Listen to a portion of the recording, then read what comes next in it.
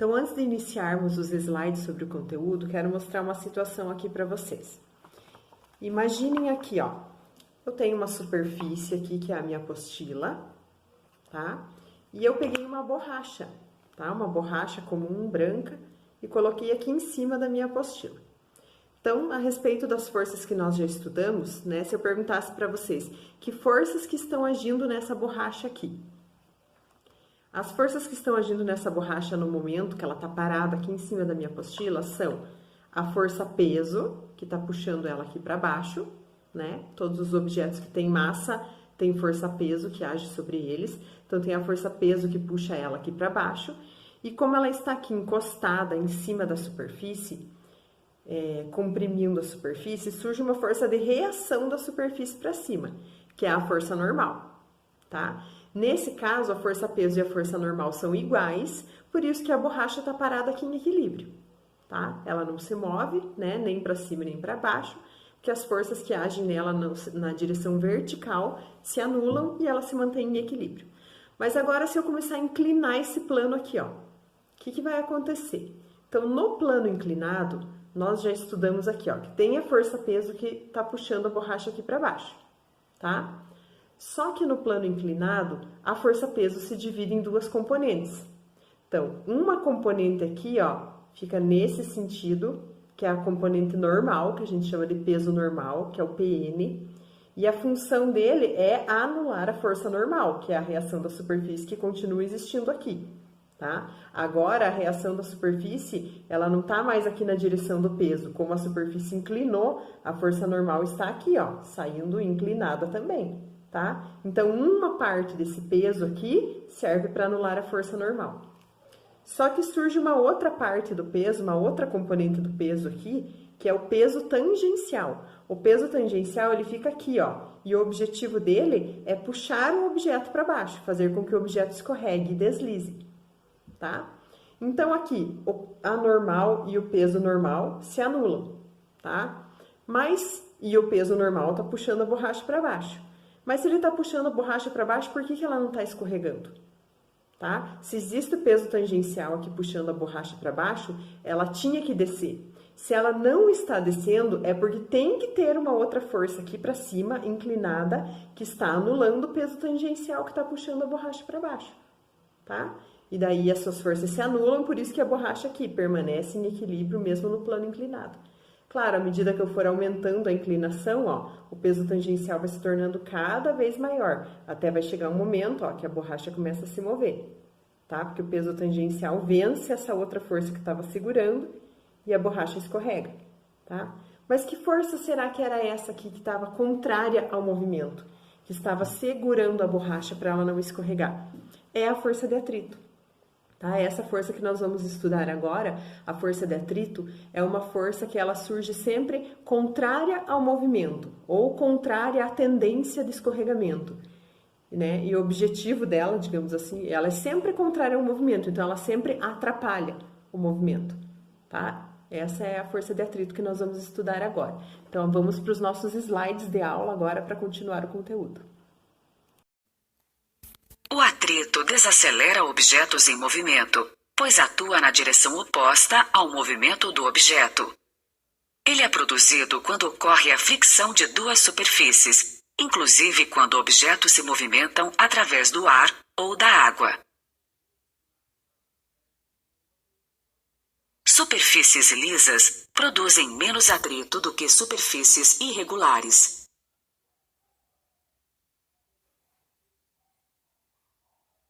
Dando continuidade à nossa aula, vamos aos slides, tá? Sobre o nosso conteúdo de força de atrito.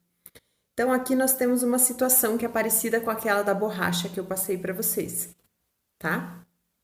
Vocês têm um carro num plano inclinado parado ali também, tá? Então, o carro estacionado no plano inclinado, ele se mantém em equilíbrio graças à força de atrito, tá? Uma força de equilíbrio que serve para anular o peso tangencial.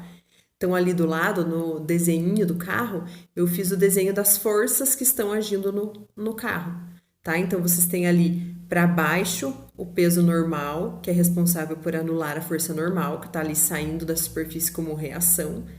vocês têm o peso tangencial que puxa o carro para baixo, né?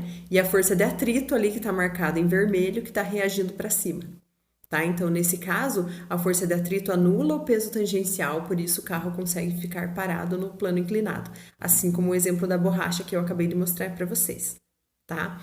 E a força de atrito, gente, então ela é uma grandeza vetorial, tá? Porque ela é força, né? Todas as forças são grandezas vetoriais, significa que ela precisa de módulo, direção e sentido para ser bem representada. Ela vai ser representada por uma flechinha, né? Um vetor. E ela surge sempre quando há deslizamento ou tendência de deslizamento entre um corpo e uma superfície, tá? Do que é a direção dela? É sempre paralela à superfície de contato e no sentido oposto ao deslizamento. Oposto ao deslizamento, tá? Oposto ao movimento ou à tendência de movimento. Ela vai ser representada por FA, de força de atrito, ou FAT, tá? E ela vai ser medida em newtons também, porque a unidade do Sistema Internacional de todos os tipos de força é newton, tá? Agora vamos ver alguns exemplos e aplicações da força de atrito, tá? Então, ali, por exemplo, a primeira imagem que vocês têm, tá? A primeira imagem ali está mostrando o pé de uma pessoa caminhando. Então, quando a gente caminha, a força de reação do solo sobre os nossos pés, que é uma força de atrito, empurra o nosso corpo para frente. Se não existisse atrito entre o nosso pé e o solo, a gente não ia conseguir sair do lugar, tá? Que a gente ia ficar deslizando, o nosso pé ia ficar deslizando como se a gente estivesse no gelo. E a gente não ia conseguir sair do lugar. Então, a força de atrito, nesse caso, ela é benéfica. Se ela não existisse, nós não conseguiríamos caminhar, tá? Agora, ali o exemplo do carro. A força de atrito pode direcionar os corpos para o centro do movimento, porque a tendência dos corpos é se mover sempre em linha reta. Lembram lá? Tem que ter uma força, uma resultante centrípeta, que puxa o objeto para o centro de uma trajetória para ele conseguir fazer curva.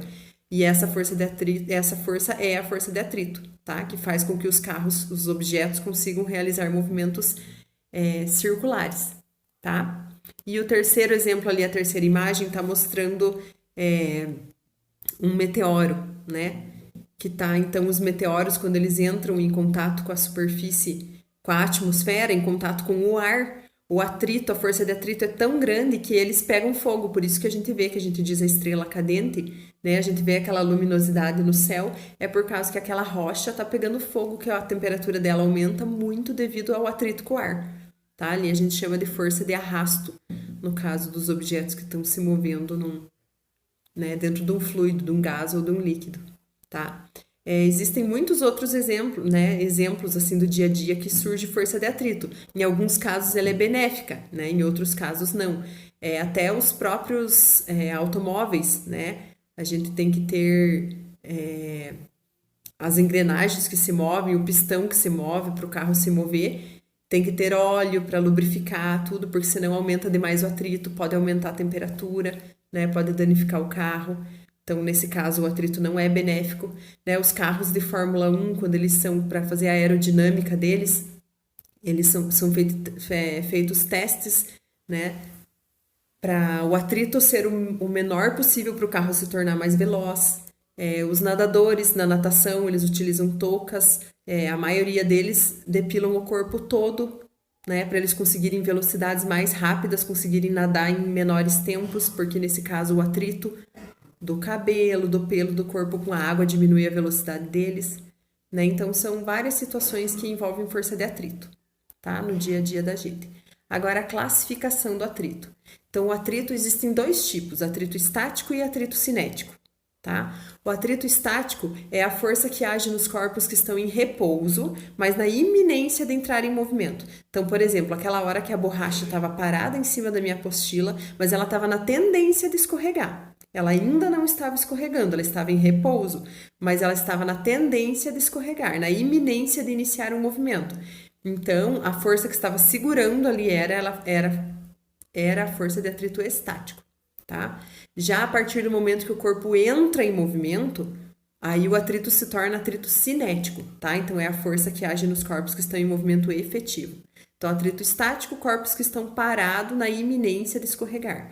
E atrito cinético, força que age nos corpos que estão em movimento efetivo mesmo, tá? E qual que vem a ser a diferença, né? Além disso, do movimento e do repouso entre eles. Então, vamos ver aqui a determinação do atrito estático, tá? Então, aqui a gente tem uma caixa, tá? Que está sendo arrastada sobre uma superfície por uma força. E tem a força de atrito contrária ali, tá vendo? Então, a caixa está se movendo na direção da flechinha vermelha para frente e surgiu uma força de atrito cinético para trás, que é a flechinha verde. A força de atrito, gente, ela depende de duas coisas, de dois fatores, tá? Das características dos materiais que estão em contato.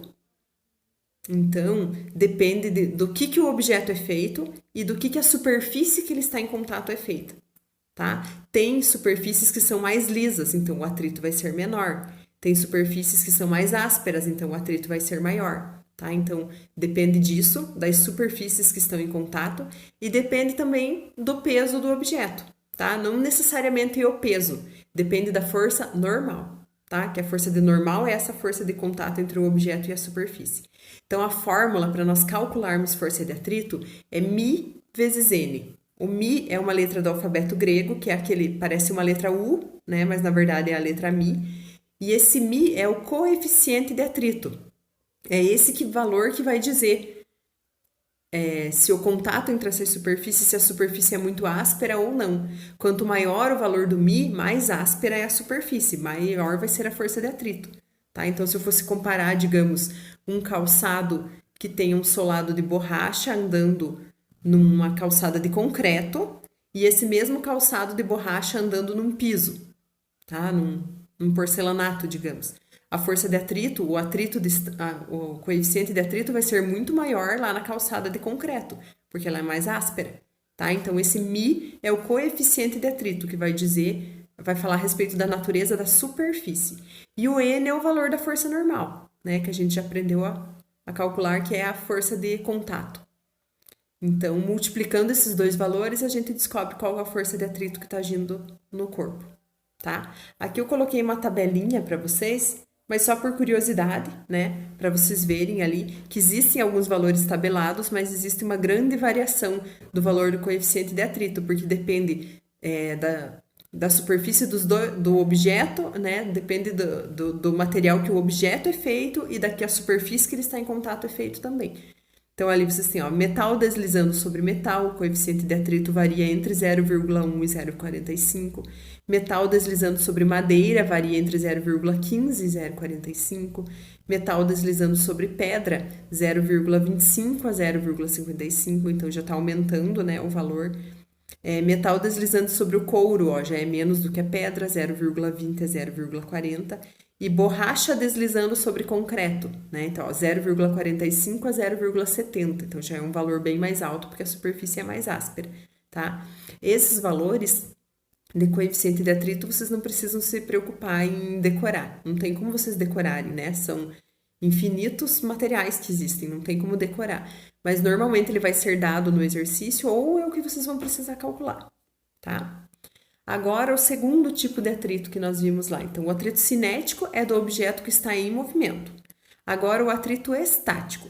O atrito estático é daquele objeto que está parado, na iminência de iniciar movimento. Então, olhem a situação ali. A situação a pessoa está observando aquele guarda-roupa e ele está em repouso. Na situação B, a pessoa começa a fazer uma força, mas o guarda-roupa ainda não saiu do lugar. Então, ela está empurrando o guarda-roupa para frente, mas a força de atrito está reagindo para trás ou o guarda-roupa não saiu do lugar. Na situação C, a pessoa começa a empurrar com mais força o guarda-roupa, mas ele ainda está em repouso. Então, a força de atrito, a força que a pessoa fez aumentou, mas a força de atrito aumentou na mesma proporção. O guarda-roupa ainda não saiu do lugar. Na situação D, a pessoa está fazendo mais força ainda, O guarda-roupa está na iminência do movimento. Então, nessa situação, o atrito estático máximo vai agir. Ali ele chegou no valor máximo que ele pode atingir, o atrito estático. Tá? Ele está na iminência de se mover. Na situação E, a pessoa fez um pouquinho mais de força do que na situação D. Aí, o objeto entrou em movimento. Tá? Na situação E e na situação F. A força de atrito estático, gente, para calcular é exatamente a mesma fórmula, μ vezes N, tá? Só que o que vai mudar é o valor do μ. Existe coeficiente de atrito estático e coeficiente de atrito cinético. O coeficiente de atrito estático é sempre maior que o cinético. Vocês já perceberam que é mais difícil fazer um objeto entrar em movimento do que mantê-lo em movimento depois? Ali na situação do guarda-roupa, por exemplo, quando vocês começam a tentar empurrar um guarda-roupa muito pesado, é difícil de tirar ele do lugar, mas a partir do momento que ele começa a escorregar, se torna mais fácil empurrar.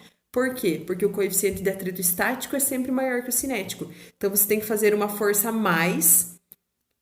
maior para conseguir tirar ele do lugar. Aí, depois que ele entra em movimento, o atrito cinético é menor, então eu preciso fazer menos força para mantê-lo em movimento, tá?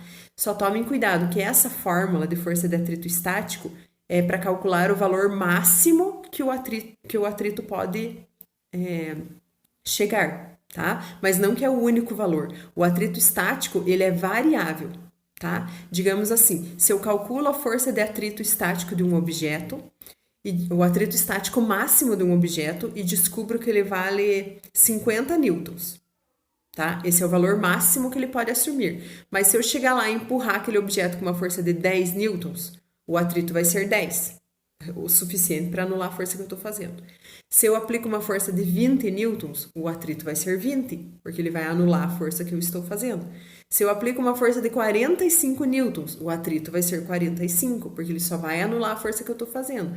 Aí, se eu aplico os 50, ele reage com 50, mas aí já é o valor máximo que ele pode atingir. Se eu fizer uma força de 51 newtons, esse objeto vai entrar em movimento. E daí não vai mais ser 50 o valor do atrito, porque daí ele não vai mais ser atrito estático, ele vai virar cinético, porque o objeto está se movendo, e com certeza vai ser um valor menor que 50. E daí o objeto continua se movendo. Tá? Então, o atrito cinético, ele possui sempre um valor fixo. O estático depende da situação. Ele tem um valor máximo, mas ele pode ter valores menores, dependendo da situação. Tá bom? E agora, só para finalizar aqui, a gente vai falar da resultante centrípeta. Então, eu disse para vocês que para um objeto conseguir fazer curva, é necessário existir a força de atrito, senão o objeto não conseguia, né? E daí ali, então, nesse caso das curvas, a força resultante centrípeta é igual à força de atrito, tá? E daí, lembrando lá que força de resultante centrípeta, a fórmula é mv ao quadrado sobre r. Aí ali, ó, a gente igualou a força de atrito, que é μ vezes n, tá? E daí, substituindo os valores, a gente chega lá numa dedução de uma fórmula para calcular a velocidade máxima que um objeto consegue realizar uma curva. Tá? Então, essa dedução de fórmulas aqui vocês não precisam decorar, digamos assim. Vocês precisam saber só aquela formulazinha final ali, ó, que a velocidade máxima é igual a raiz quadrada de μ vezes r vezes g. Então, essa fórmula é para calcular a velocidade máxima com que um objeto ou um corpo, um móvel, consegue realizar uma curva. Tá? Se ele tiver uma velocidade maior do que essa, ele não consegue realizar a curva, ele vai sair fora da curva por estar muito rápido. Tá? Então, é o raiz quadrada de μ, que é o coeficiente de atrito estático, r, que é o raio da curva, e g, que é a gravidade. Tá? Então, quando eu tiver exercícios falando sobre velocidade máxima de objetos em curvas, a gente vai utilizar essa fórmula aqui, que ela surgiu a partir da dedução da fórmula da força resultante centrípeta e força de atrito. Tá bom?